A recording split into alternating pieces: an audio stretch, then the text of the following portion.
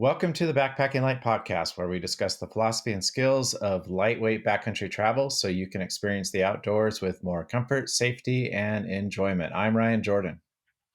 And I'm Andrew Marshall, and we are your hosts on this lifelong journey of doing more with less. Look for me in the mountains, where walking has a way of pulling you to your peace of mind every day.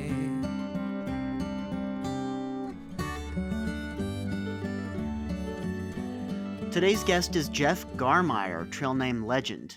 In the summer of 2019, Jeff achieved the fastest known time on Vermont's iconic Long Trail, clocking all 272 miles in 5 days, 23 hours, and 48 minutes. Prior to that, he set unsupported and overall FKTs on the Arizona Trail, completed the Great Western Loop, and completed a calendar year Triple Crown, amongst other accomplishments. When he isn't hiking, Jeff is a public speaker and a hiking coach and mentor. He also just released a book called Free Outside, A Trek Against Time and Distance, which chronicles his calendar year Triple Crown. We thought it'd be fun to have Jeff on the show to talk about his Long Trail FKT, and from there springboard into a conversation about FKTs in general, how to plan them, how to execute them, and maybe the most difficult question of all, why attempt them in the first place? Jeff, thanks for joining us on the Backpacking Light podcast. Yeah, thanks for having me. So, Jeff, let's just start out by talking a little bit about the Long Trail.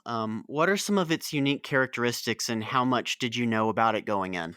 Well, I didn't know a whole lot going in, but it is unique in that 100 miles of the southern portion are the same as the Appalachian Trail, and that 100 miles is basically the best maintained portion of the whole trail. And then north of that, it's almost a completely different trail in how rugged it is.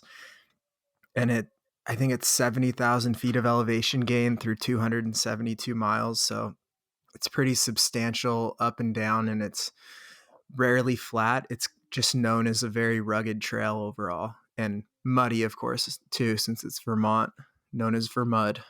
What's the trail surface like? Is it groomed? Is it well maintained, or is it pretty rocky? It's very rocky. The trail and dirt portions are well maintained, but there's a lot of mud pits just because it holds water so much. For me, it was pretty hot, and you can kind of get all kinds of weather. There was thunderstorms, rain, 95-degree heat, humidity, all in like 6 days. So it was pretty all over the place for me out there. So what time of year did you do it? Yeah, I was out there in July. So yeah, that's hot and muggy and buggy. Yeah, the bugs had died down a little bit, which is kind of why I waited till later July. But yeah, it was the heat took their place for sure. And Jeff, what kind of terrain are you used to hiking in? Most my hiking recently has been in Colorado. That's where I've spent when I'm not hiking most of my time. So the Colorado mountains, 14ers, 13ers, the Rocky Ridges, exposed terrain. That's a lot of where I've spent time recently. For me, I've hiked out east, and it's always been a challenge for me psychologically to walk through places where I can't see anything versus places out here, especially in Colorado, where you can see everything around you once you get up high. Did that take a psychological toll on you at all? It did when I did the Appalachian Trail in 2016. For the Long Trail, it felt like there were more payoffs and views than I was expecting for an East Coast trail. So that didn't take as big of a toll as just the miles were harder than I anticipated. And that was the biggest mental hurdle, to kind of compartmentalize the harder sections of the trail and justify that it was okay to be not making my time goals and things like that. I imagine that the challenging terrain of the Long Trail probably keeps you more mentally engaged than just cruising on the AT most of the time, huh? Yeah, definitely. And a couple falls just because it's so rugged. So there was a lot more challenges just in the surface you're walking on than the true Appalachian Trail. Yeah, you rolled your ankle, didn't you? Yeah, about day 4, I rolled it pretty good. And from there, I maybe slept one other time and didn't stop too much. So it never had too big a chance to swell up. But as soon as I finished, it was pretty apparent that I rolled the ankle pretty bad. And in the moment, I knew I was bad, but I just kept walking on it. When Andrew and I were in Montana last week, one of the women on our trek is from Vermont, and she was telling us about the Long Trail and had mentioned that there are some sections of the trail where you actually have to like use your hands to get over some terrain. Can you tell us a little bit about those sections?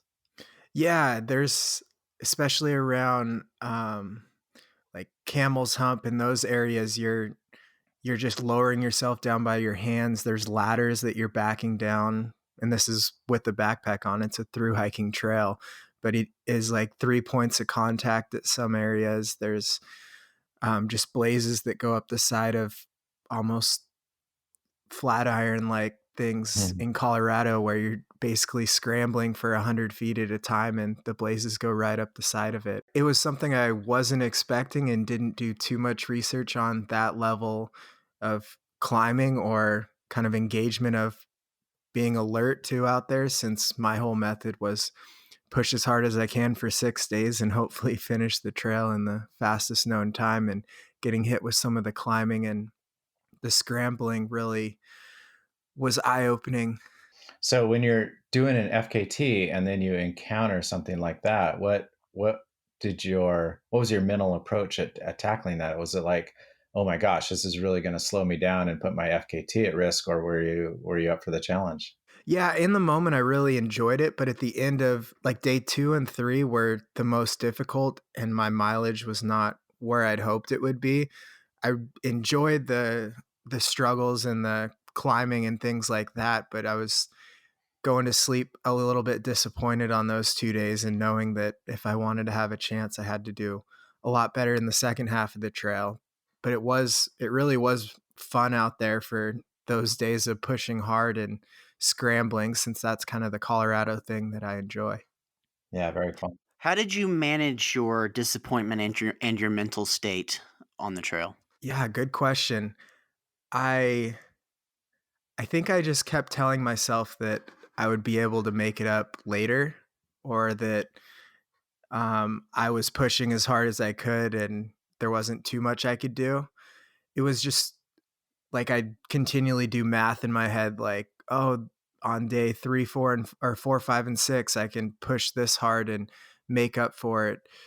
But it was really just trying to separate each day and not worry about the previous day or the next day, and just put as big an effort into each one as I could and hope that it was going to be good enough. Yeah, it's interesting because that math gets increasingly more scary, the longer you get into something like this. Did you ever get to a point where you were looking at what you'd have to accomplish in your final couple of days and go, I don't know if I can do this? I did, but then I knew that I would just so my second to last day, I just hiked straight through the night, and it was a push around the clock, and that cut into it and made it a doable goal. But right before that, it was like, I'm not sure if this is gonna work, and then it started raining in the evening, and that's when I just decided to keep hiking the entire night, and that's when the fun started with hallucinations and and just seeing all sorts of things and really getting to know myself and how crazy my mind was going. Have you ever hiked that many hours in a row without sleep?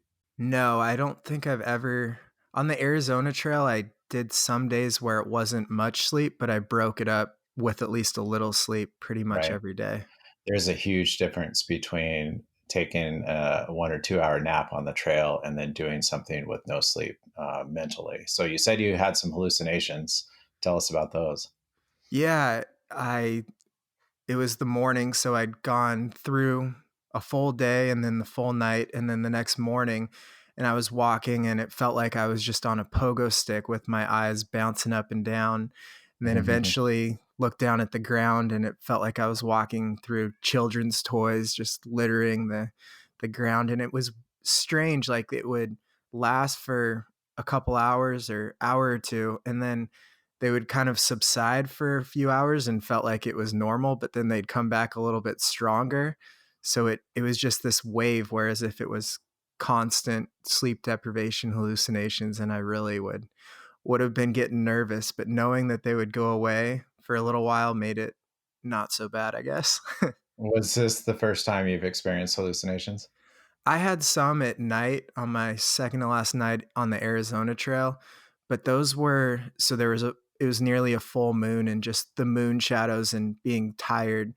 It was one of those where I was a lot more aware that my mind was just turning in the shadows into things. Yeah. This was like it was during the day, so it was a lot more obvious that hallucinations were happening.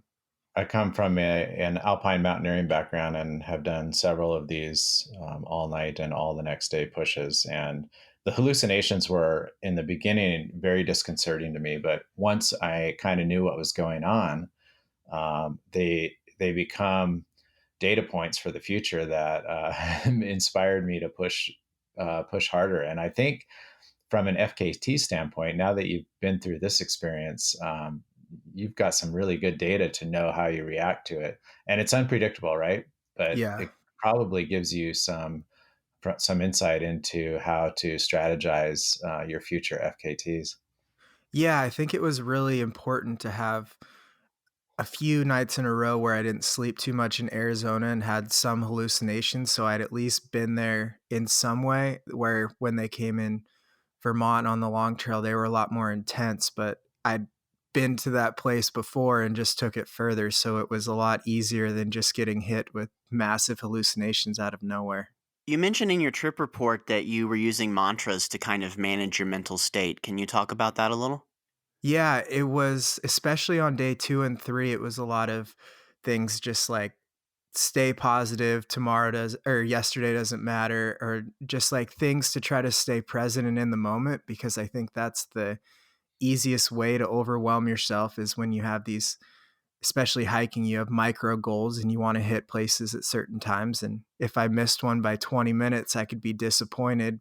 So I tried to use continual positive mantras to keep my mindset positive and just present, because the hard thing about unsupported, which I think is really underrated, is that you start and you're not going to have much of anything in the middle until you finish, because you're carrying everything you're going to need with the exception of water. So there's no micro goals or resupplies or anything to hit.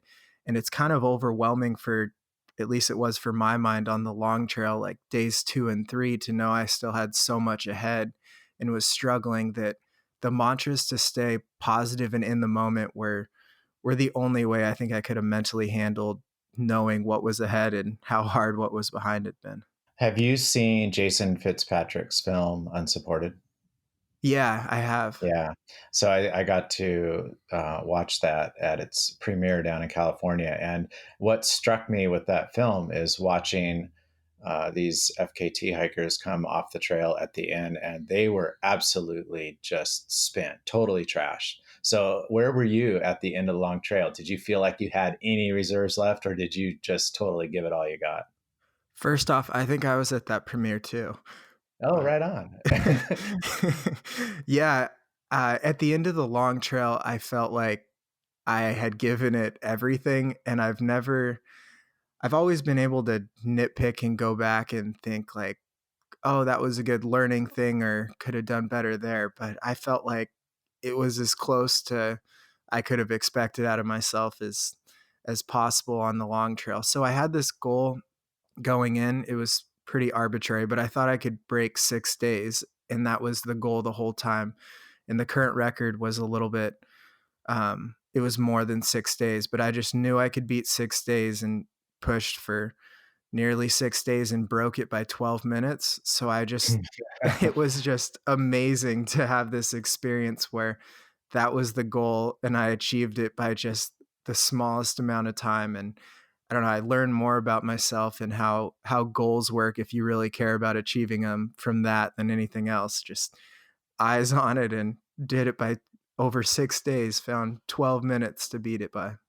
Yeah, that's crazy, especially given the final push that you made was just phenomenal. Yeah, it would have been so easy at the end, even the last 3 miles, to like go slower and dial it back a little bit, because I was gonna get the record, but for some reason, the 6-day thing and being sleep deprived, that was the only thing in my mind, Yeah. just get there before 6 days.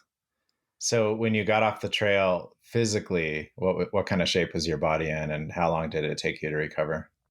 Everything was okay, except for my feet and ankles, and I had some hamstring issues, but my feet and ankles were just so destroyed.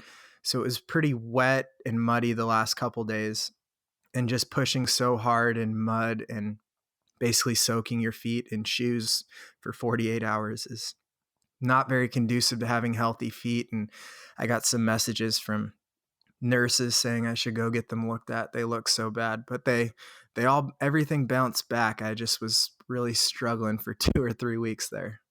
Yeah, and how long was it before you like went on a run or another hike? I did some light jogging and some biking maybe 2 weeks after, but it was still I still feel my hamstring a little bit and my ankle isn't 100%. So it took more of a toll than I would have thought any trail could have taken on me since I'm still in my 20s and think I'm invincible.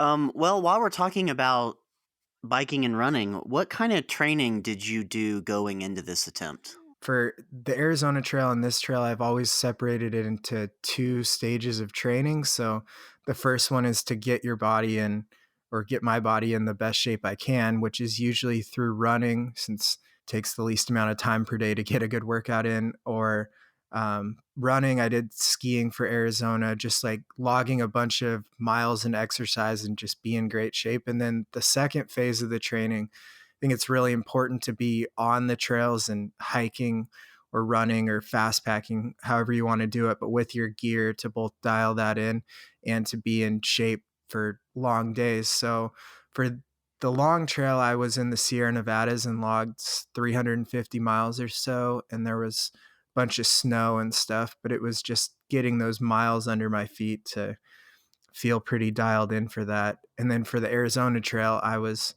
spent the winter in Tahoe and ran in a lot of blizzards and stuff. But then I went out to the Arizona Trail and logged 300 miles on it or so before I even started that FKT. So I think it's important to transition your body from however you got it into good shape just into hiking shape.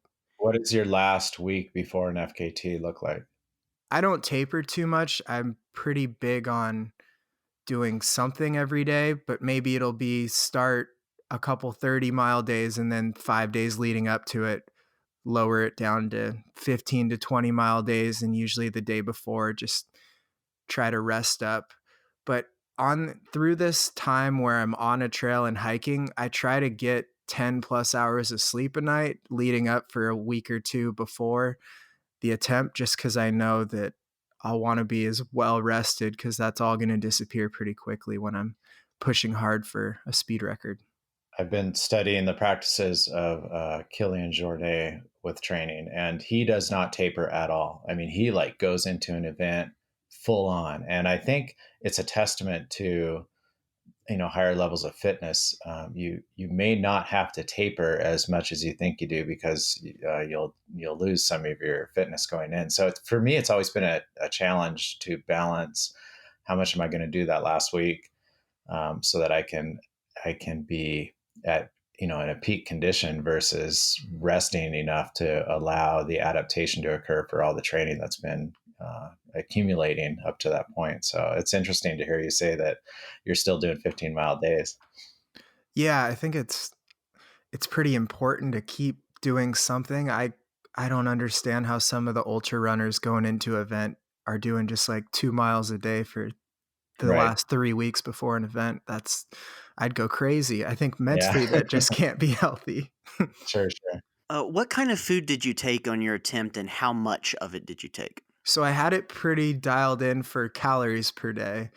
I took 5,200 calories per day, but what I took was not what you would probably want to take. So I think it was 24 frozen burritos, and they thawed, they thawed throughout the first 3 or 4 days. Quite a few nuts. I'm a big fan of dates since I don't eat a lot of sugar, but the the dried dates are pretty good for getting something like that. And then um yeah, just some Cliff Bars, other things to fill in the 5,200 calories per day. And how I rationed it, I think was pretty key too. So I tried to eat 2/3 plus of it in the first half and then just work on the last third of the food for the second half just to get the pack weight down quicker. And I knew that when I'm sleep deprived and in a big push, I can force down some food, but it's not that easy to force down 5,200 calories. And I just knew it wouldn't matter as much in the second half. So it was big on trying to consume as much as I could up front for both pack weight. And I didn't want to finish with any food in my pack was kind of the main goal. Did you lose any weight? I probably lost a couple pounds, but so on the Arizona trail, which was 15 days, I lost um, between probably 8 or 9 pounds. But on this one, I lost a lot less from when I weighed myself. And how did you arrive at that 5,200 calorie per day number?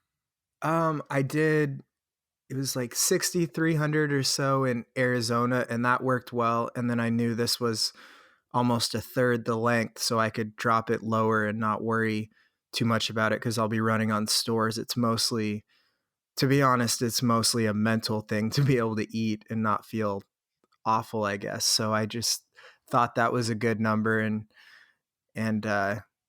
went for it. I didn't do too much research or anything, just using my own body research, I guess. Yeah, it's interesting to me because it works out to about a little over 100 calories per mile, which for a really fit person is a good estimate if you're carrying a light pack as a base estimate for calorie budgeting. So I found it pretty fascinating that you arrived at this number almost anecdotally or empirically rather than trying to theorize it. So yeah, that's an interesting data point to me. Yeah, I seemed to work, so didn't change it. And how did you manage your water resources? So I was told there's a lot of water on the Long Trail. There were a couple places where I wanted water and I didn't come to a stream, so I had to pay a little more attention to the gut hooks or app that I was using. But I tried to carry as little as possible overall just because there was quite a few streams in Vermont. But when you're high up on the ridges, there wasn't much. But overall, water wasn't too big of an issue. And you used a filter, or did you just drink straight out of the stream? What'd you do? Straight out of the stream. I don't Okay. filter too much on the speed things. There's going to be critics on the internet Yep. coming out. Yep, there will. Yeah.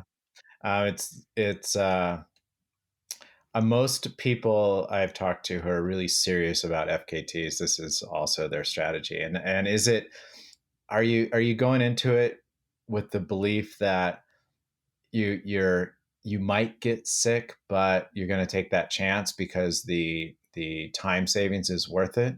Or are you confident that you are not going to get sick? Out there, you got to stay positive. So out there, I'm confident I won't get sick. But in planning for it, I do recognize that it's a possibility. But it's a little different. So this was 6 days. That's right around, I think, when I don't know, maybe it's a myth, but they say it takes about that long to develop Giardia. Right, And right. so on the Arizona trail, I treated my water with bleach, so just a drop in the questionable water, and that was Yeah. just because it's quicker, you can put a drop in and keep going.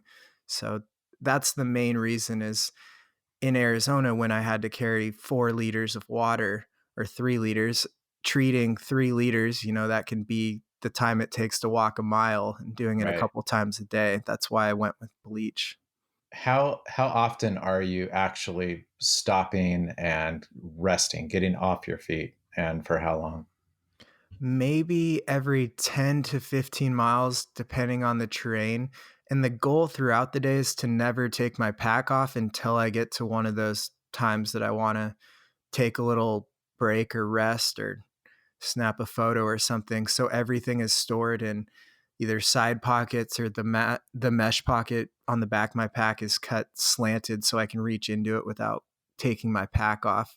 And that's just the efficiency thing. But I would say maybe 3 to 4 hours and 10 to 15 miles, depending on terrain, is the goal for how often to rest. And of course, if it's a tough time or things aren't going that well, it can be a lot more frequent, but that's the goal. That's a good segue into gear a little bit. I don't want to talk too much about gear, but let's talk about your pack. So your pack is designed with on-trail efficiency in mind. What kind of pack are you using? And tell us a little bit about its design features that allow you to do that. Yeah, I for the long trail I worked with Light AF to get a custom pack for it, and it's got decent pockets in the hip belts, decent shoulder mesh to store things, and side pockets where water bottles would go. And I usually only needed one in Vermont where I could stick things. And then the biggest feature that I really like in a pack is the mesh in the back is cut at an angle where on it's for my left hand, but I can reach around and reach to the very bottom of that mesh pocket to pull out if I need to store things back there that I'll need throughout the day. I can do that while walking and never have to take the pack off. And the main thing is it's a little bit of a time hindrance to take a pack off, but it's pretty negligible. But it's the whole mindset of having to stop and take your pack You off and bet. Yeah. mess up the flow is more what I'm thinking about. It's not like I'm trying to save 10 seconds at a time. It's just more the break up the flow. Right. So this pocket that has the slant on it, is this a side pocket or is this all the way in the back? Yeah, it's all the way in the back. So it's Okay. just a mesh standard pocket. And I used a Gossamer gear pack in on the Arizona trail, and they have that same design. And that's where I kind of fell in love with that idea of never having to take your pack off until you're resting. Does your pack have an ultra running style shoulder harness that has lots of storage up front and kind of the mobile shoulder straps and things like that, or is it more of a traditional backpacking harness? It's more, yeah, it's more a traditional backpacking harness. And until the long trail, I'd always cut the sternum straps off my pack. So this was actually the first time I even used those. Mm. Well, what about your shelter? Did you carry a shelter? I know that the Long Trail actually it's similar to the AT. It has some established shelters. Yeah, I carried a tarp that I used, and I never stayed in any shelters. I did use the privies was about it. And just because I felt bad waking up the other people that were in there, and I knew that I don't know, I just felt bad going in after they were asleep and getting up before they were awake. So I would camp, maybe a little ways away from the shelter and just have the flexibility to throw down my tarp. And I used it as a ground sheet pretty much every night, never had to set it up just because I could pick 2 or 3 hours where it wasn't going to rain for when I slept. And that was my whole thing. And you said in your trip report that it takes you, what did you say, less than 15 minutes to break camp. What are some of your hacks or your techniques for having such an efficient pack up system? Yeah, I think it's all centered around just having things in your backpack exactly where you know they're going to be in this instance. And that comes from the 2 weeks or so before a big attempt like this that I spend on a trail and knowing exactly what gear I'm going to do. But it's basically pull out the tarp, lay it down or set it up depending, and then throw my sleeping pad and sleeping bag inside of it, crawl in and go to bed. And I'll have brushed my teeth while walking and finding a place to set up camp. And in the morning, I'll brush them after I've started walking.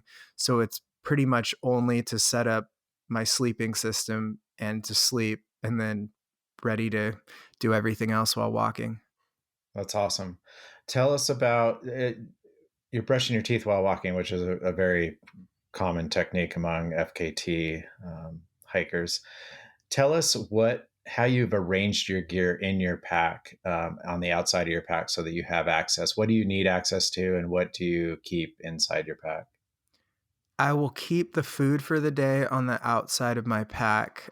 Um, I'll keep the toothbrush on the outside of my pack during the day just because brush my teeth while I'm moving. Um, then if I'm have caffeine or like water additive to break up the taste of water, I'll have that on the outside. I have a small GoPro camera. On some of these I'll have that on the outside. Rain gear is often on the outside, depending on the weather, so I can just quickly grab it, where I'll have to take my pack off for that, but it's a lot easier if it's just already right there. And beyond that, sunglasses, that's about it. Did you do anything proactive to try to take care of your feet? I I did not on any of the trails. I've mostly just figured it out in advance, and well, I guess knowing the right socks and having that dialed in works pretty good, but nothing too proactive. I'll usually carry a little Leuko tape or duct tape depending on what I have on my poles, and just throw that on there. Or on the Arizona trail, my feet were so cut up, I just grabbed super glue and super glued the entire bottom of my feet, which seemed to work for the last 4 days. What are the primary problems you face? Is it blisters? Is it cracks? Is it actual foot fatigue? Yeah, it's cracks, I think, from feet sweating and then being used and pulled in different directions. The skin gets raw. And then, so cracks are just like cuts from the skin being worn down from being wet or shoes on the whole day. I try to change socks as many times a day as I can and just have the last ones drying on the back of the pack, just because I think even airing out your feet for a minute is really healthy, and putting on dry socks helps a lot. So they were a little better in that respect on the long trail than Arizona, where they were just so like when you have soaked your feet for too long, they were looking kind of like that in Arizona from just the Yeah. sweat because it was so hot. So I tried to change my socks a lot more in Vermont. How many pairs of socks are you bringing? Usually two. I've done three in the past. In Vermont, I just went with short socks, and I took 3 pairs actually, just because I Mhm. thought it would be very muddy and wet, and the socks would be good. Were you able to actually get your socks to dry out on the back of your pack in July in Vermont? No, they would get just to a level of dampness, which was a little better than wet, but they, other than maybe one day where it hit 95, I don't think they ever dried out completely. Yeah. Are there other aspects of hygiene that you find unique to something like an FKT attempt for the rest of your body that you got to deal with? Maybe just the lack thereof hygiene. uh, Chafing is definitely something to consider, that it seems random when I've had issues with it, but usually that's what I try to figure out in the 2 weeks leading up to the FKT, if it's an environment or something where I'll have chafing issues, and then that's always a fun one if that hits. Right, right. Well, I wanted to ask about mileage and time management. What are your strategies for making a big push? Do you like to go to bed when you're tired and then wake up early and make a push, or do you like to try to keep pushing past exhaustion late into the night and then catch a few hours later on? Yeah, the whole concept for my sleeping is, I think there's a point in these pushes where in the middle of the night, you're kind of lethargic or not pushing at a level that you could be pushing. So I think that's the point where the miles you're knocking off could be done more efficiently. And that's when I try to sleep. So that when I feel like I've crossed the line where if I slept for 3 or 4 hours, I could be so much better rested and be knocking out these miles at a faster pace and feeling better in the morning. That's when I'll sleep. And whether if that hits at 9 p.m., maybe I'll sleep till 12 or 1. If that hits at midnight, sleep till 3 or 4. So it just is all based on feel of, you are tired and pushing, but I think it's, for me now, I've found this time where the miles aren't as easy or going by like they should be, when it's just feels like a strain and I'm just hobbling along at a pace that seems detrimental, whereas sleep would be more beneficial at that moment. Do you find certain times of the day to be more mentally challenging than others? Like if you're listening to this podcast and you are, working for a big corporation, your tough time of the day is going to be those couple hours after lunch when you get really sleepy. Yeah. But for for a hiker, there's different challenges based on daylight and things like that. What's the hardest time of day for you to push through things? If it's a full day push, the hardest time of the day is like in the 3 to 4 or 5 a.m. range, right before the birds Yeah. start chirping. That's so once the if I can make it in an all night push, if I can make it to when the birds are chirping in the morning, which is usually 30 to 45 minutes before the true sunrise, then I know I've got it. And that's a special time of day, but right before it is the darkest moments. I can see you having a really big smile once you start hearing the birds chirping. Oh, it's amazing. It's just the promise of a new day and get That's to so cool. yeah. So for those people out there who don't understand the FKT concept, we'll dive into this a little bit.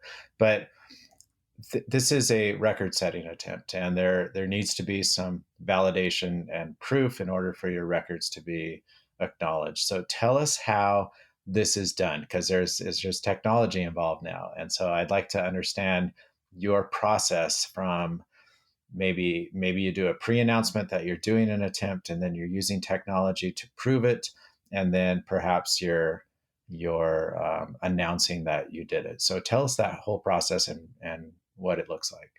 Yeah, that's pretty much exactly it. So a pre-announcement a little before, and then I put out a link to the live tracking for I've been using a spot, but looking to go with something a little more reliable since that's those struggle in the trees, but it'll show live tracking every 30 minutes to an hour if it can get a signal out. And then people can follow that. And at the end, um, if I'm successful, or I guess if I wasn't, I might do it too. But my favorite part is writing up the trip report to relive the day and kind of go through it. And that matches to the spot tracker and pretty easy validation there. But it has changed with technology and these things blowing up and people really going for some of the big ones where it's more competitive and the validation and verification is pretty crucial now. Sure. Where is there an FKT community that kind of oversees all this? How are the records verified and validated?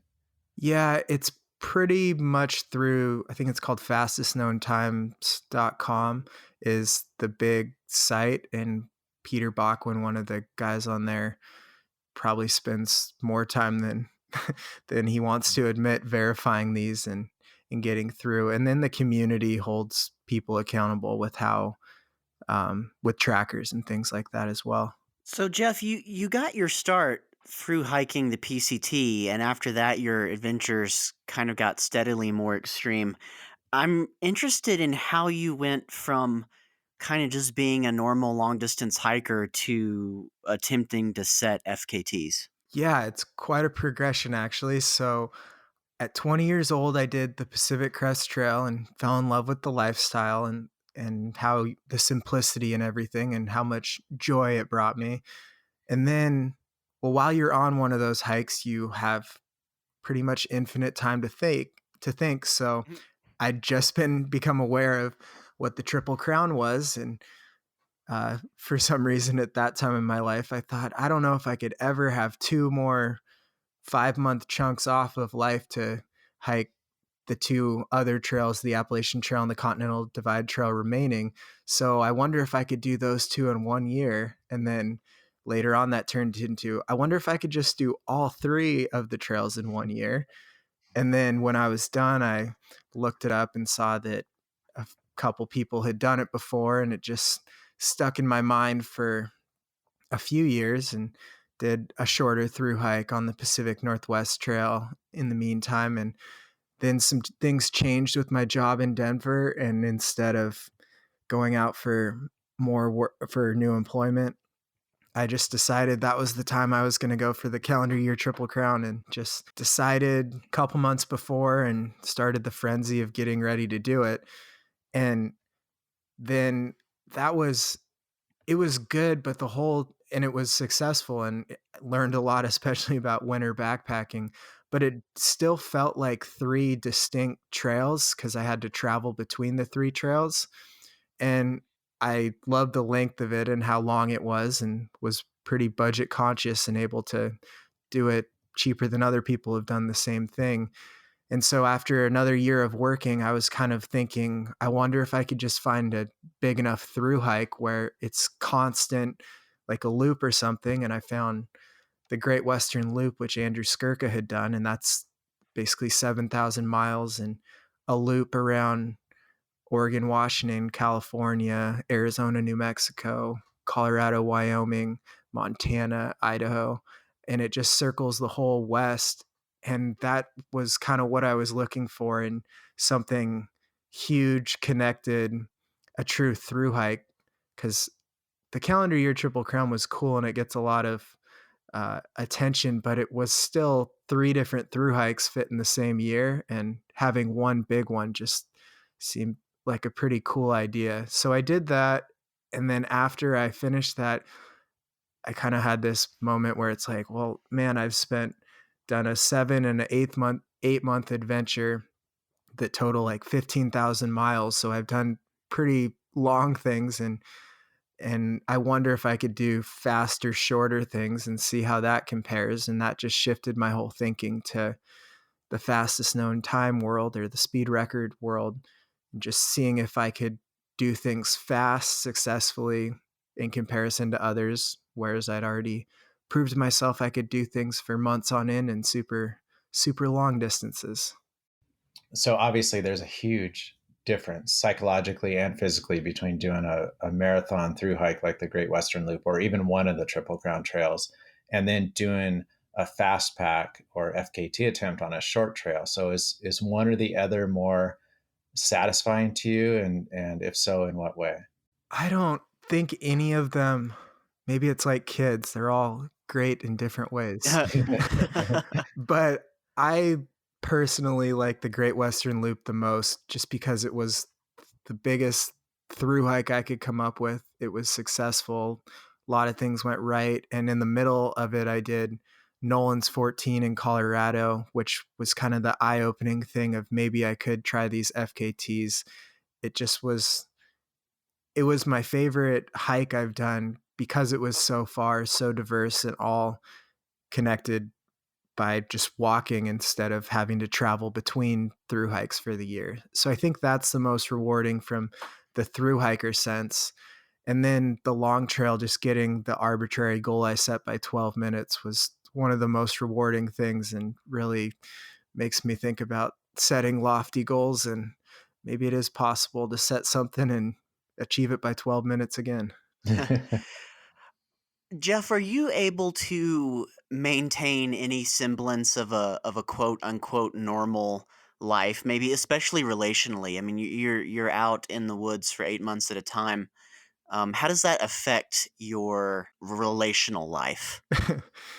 Yeah, the years I'm working, I'm pretty good at it, but it's a lot harder from the woods. I have some close friends that I stay in good contact with, and sometimes they'll make a point to come visit or do things, but especially when you're trying to average 33 miles a day or something for 200 days in a row, it's pretty hard to make too much time for relationships and things like that. So I'm definitely not the most relationship driven person at the moment. So Do you I'm single, find if that's what you're asking. Yeah, it was part of what I was asking, but the what I was really thinking about was I've done some through hikes, and having a support system it can be a powerful thing. So I'm wondering how you manage to do these things and it seems like you're fairly isolated.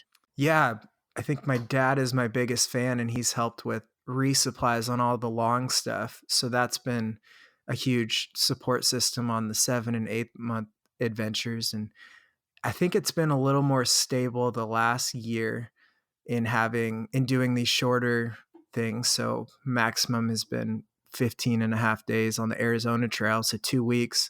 And that's not too crazy to be away from friends and stuff. So I think it's been recovering slowly since getting the 7 and 8 month adventures out of my system, we'll say. What role have your parents played in connecting you to the backcountry, and even if they played a role in your desire to do long trails at all? Yeah, we grew up doing the three day backpacking trips where you go in 3 miles or so, spend a couple days with 70-pound packs, and I got exposed to nature by in a few different ways. I got giardia when I was like 2 years old, out with my parents. Ooh. Yeah, so that was a rough one. And one time we backpacked growing up, and I had so many mosquito bites at like a year old that when my mom dropped me off at daycare, they thought I had the chicken pox and wouldn't let me stay. So So you have I good parents. yeah, I guess that made me love nature or something. But Right. uh, when I was in my teens, we were backpacking and met, I think, in Indian Heaven, and we met some Indian Heaven Wilderness. We met some through hikers on the PCT, and then one of them was sick, so she actually stayed at our house for 3 or 4 days, and that was the exposure. And then the Pacific Crest Trail always stuck in my mind after that. And then when hit a lull in college and decided that I needed to hike the Pacific Crest Trail, basically just because I'd met some PCT hikers 4 or 5 years prior. Do your parents do they understand the FKT concept? What do they think about you doing this? Well, I don't think my mom really knew the things I'd put myself through or what I'd done until she read my book, and then she was pretty worried about it. But my dad is really, he's always following the first one to see things. He probably knows more about some of these trails than I do because he'll just fall down the rabbit hole of the internet and dive into everything. But he's really into it, and he's been a big fan. My mom, super busy, but she follows along when she has time too. So they're supportive of it. They're probably wondering why I do it, but so do a lot of people. Yeah, that's very good. You're very fortunate. That's awesome.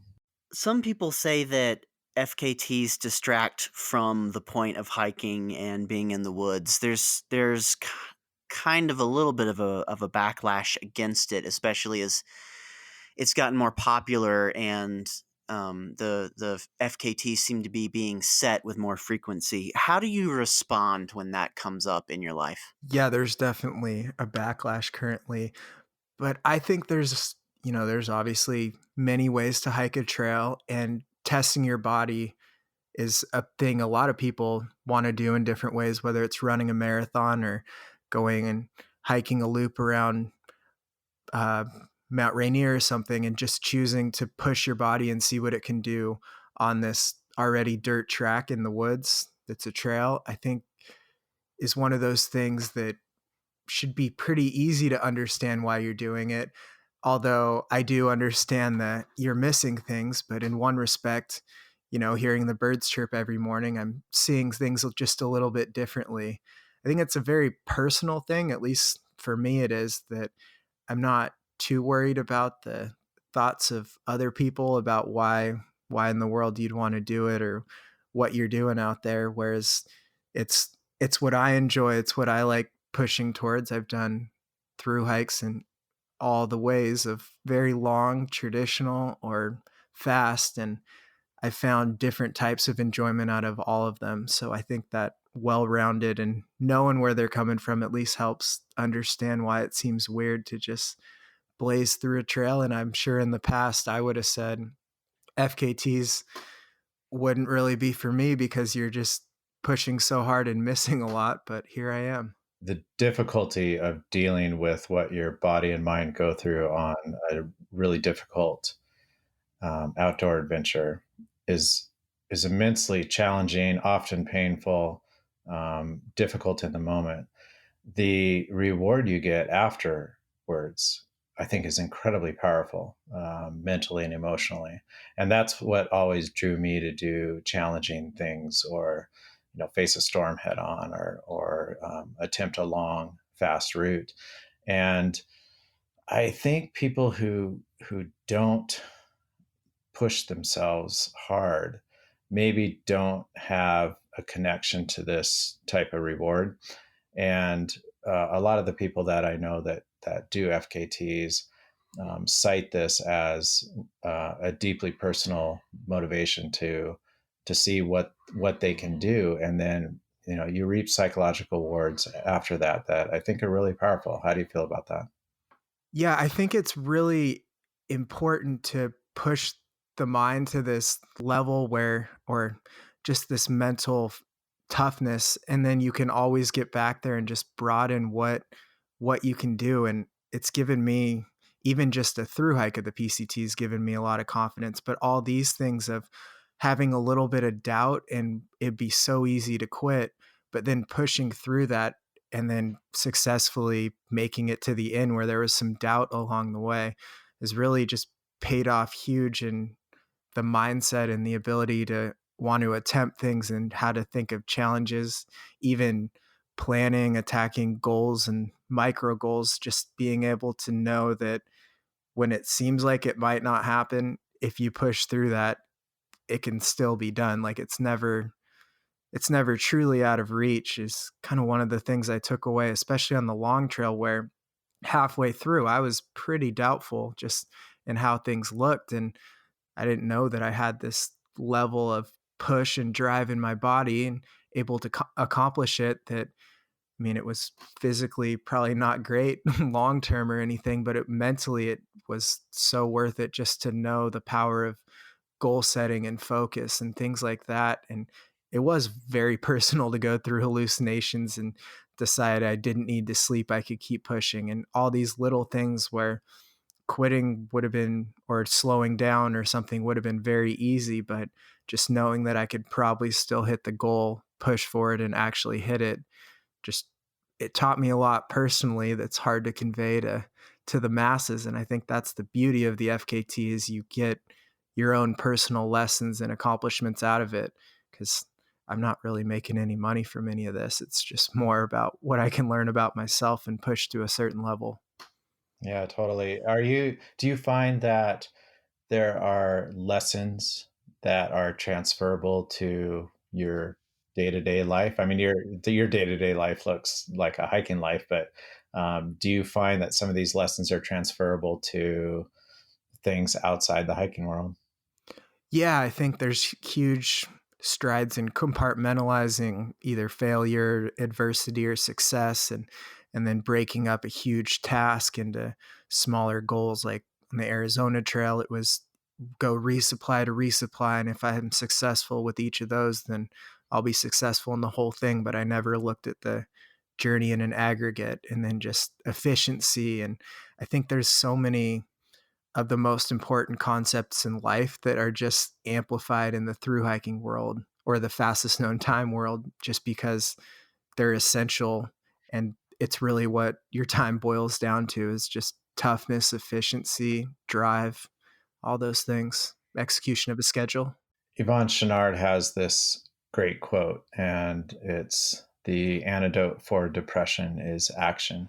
And I see a lot of people go through periods of depression and they just simply don't know what to do. And then I talk to people who actively manage their depression by executing things. And to me, the act of planning and executing an expedition was always really inspiring and allowed me to kind of manage my own depression back home when I had projects or work things that I needed to execute, or even personal projects. And that process of like thinking about how to plan and execute a route, I've always kind of brought that back home and applied it to my day-to-day living with any other project I've got going. And it's been a really good antidote for me to just kind of stay level. But it requires some intentionality. Yeah.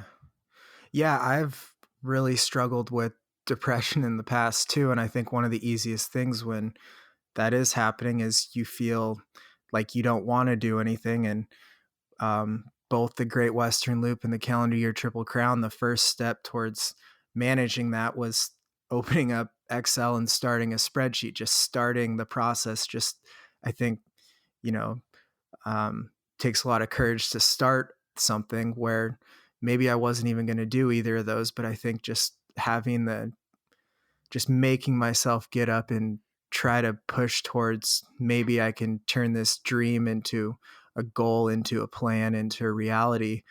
And so that was huge on just my own mental health, is just, you know, getting up from laying in bed or something and just wanting to put some plans in the future of maybe I know this is what makes me happy. How can I achieve this? Let's start by just putting down something on paper. And, you know, it's a lot easier once you've put that just like writing a piece. It's a lot easier once you put in that first line down on the paper than if you're staring at something blank.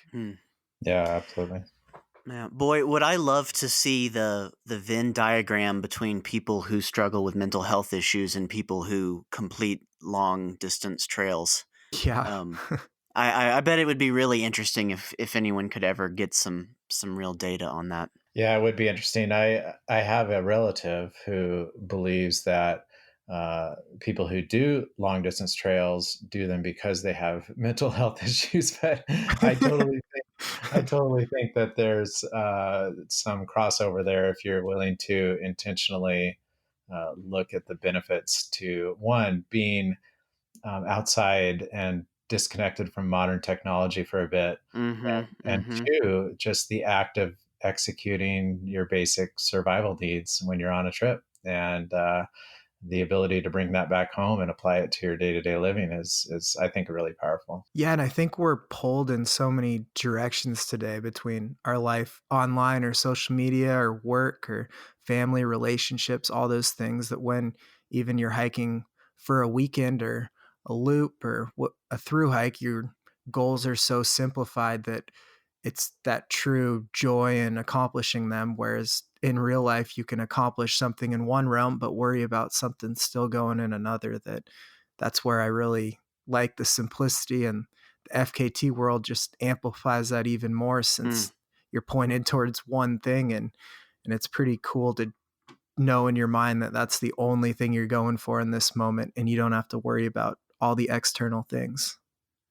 Yeah, definitely. Where do you see yourself in 10 years? um I don't know. Hopefully as a continuing successful writer and adventurer, but I want I'd love to have a family and things like that, but not for at least a couple more years. Sure, sure. You got some short-term goals. That segues into my next question, which is what's next for you? What are you planning right now?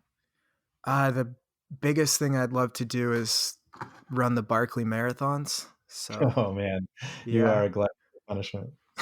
Yeah, and I think I'm gonna be able to squeeze in the lowest to highest route here in November or so too. So that should be pretty fun. Well, Jeff, this has been an awesome conversation. Thank you so much. We've talked about some important things here too at the end. I really enjoyed it. Where can people find you online? Yeah, I have a website. It's freeoutside.com, and that has all the trip reports we were referring to and things like that of the FKTs. So those are kind of fun if you're a reader. And then Instagram is just the Free Outside, and Facebook Free Outside, YouTube Free Outside. My book is called Free Outside, so keep it pretty simple. Yeah, and people can find the book on Amazon. Yep, that's the easiest way. All right, we'll put a link to it in the show notes. Jeff, great talking to you. Thanks for joining us on the podcast. Thanks for having me. Well, that's going to do it for this episode of the Backpacking Light podcast. If you like what you heard or you have suggestions for different segments, let us know at podcast@backpackinglight.com. This podcast is brought to you by backpackinglight.com, which has been providing information and education about lightweight wilderness travel since the year 2000. The Backpacking Light podcast is supported by subscription fees paid by our loyal website subscribers, and we are extremely grateful for your support. A backpackinglight.com subscription can save you time and money on your quest to lighten your pack, spend more time in the outdoors, and connect with a community of like-minded hikers. So if you are not yet a backpackinglight.com subscriber, please consider subscribing and gain access to nearly 1 million forum posts, 4 million words of original content, more than 2,300 articles, and access to our wilderness adventures, education, and trekking programs. You can subscribe online right now at backpackinglight.com/subscribe. If you have feedback, questions, or tips for our listeners, please share them via email at podcast@backpackinglight.com.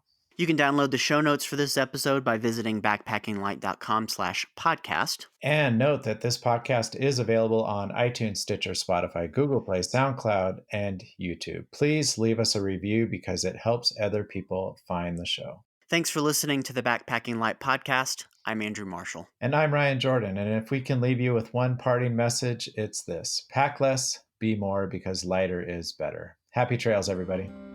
So I shoulder my backpack, walk away from the